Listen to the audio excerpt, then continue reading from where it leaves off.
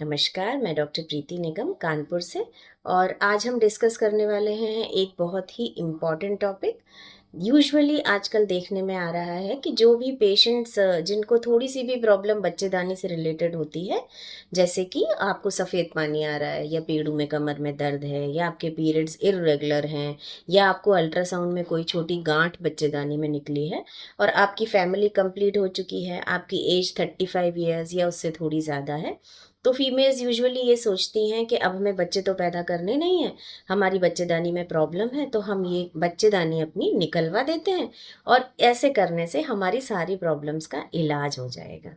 लेकिन आपको ये समझना ज़रूरी है कि जब आप समय से पहले बच्चेदानी निकलवाते हैं, मतलब 35 साल में, 40 साल में, तो यूजुअली जब बच्चेदानी निकलने का ऑपरेशन होता है उसके साथ अंडेदानी भी निकाल दी जाती है। और ये जब अंडेदानी निकल जाती है तो ये जन्म देती है मीनोपॉजल सिम्टम्स को, जो कि समय से पहले आ गए होते हैं। यूजुअली जो मीनोपॉज की एज है इंडियन फीमेल्स में वो 45 से लेके 50 ईयर्स के बीच में मीनोपॉज होता है। और इसके पहले का जो 4 से 5 साल का पीरियड होता है, जिसे हम पेरी मीनोपॉज कहते हैं, उसमें धीरे धीरे मीनोपॉज के सिम्टम्स आते हैं और धीरे धीरे बॉडी मीनोपॉज के लिए एडजस्ट होती है। लेकिन जब हम अचानक से बच्चेदानी अंडेदानी अपनी समय से पहले निकलवा देते हैं तो मीनोपॉज के दौरान होने वाले जो हार्मोनल चेंजेस हैं वो अचानक से फीमेल की बॉडी में आते हैं। तो इसके बाद जो चिड़चिड़ापन, मूड स्विंग्स, हड्डियों में कमज़ोरी होना,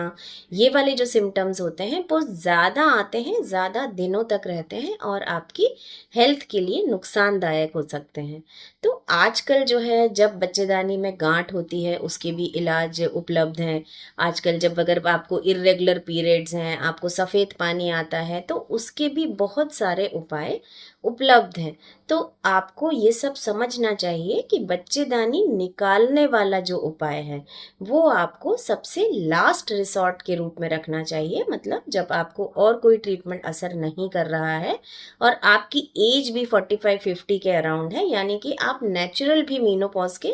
करीब पहुंच गए हैं, तब अगर आप बच्चेदानी निकलवाने का डिसीजन लेते हैं तो ये आपके हेल्थ के लिए अच्छा रहेगा। आशा है आपको ये समझ आया होगा कि बच्चेदानी निकालना ही हर बीमारी का इलाज नहीं है और बच्चेदानी फीमेल्स के लिए एक प्रेशियस चीज़ है जो उनको संभाल के रखनी चाहिए जहाँ तक उनको पॉसिबल हो।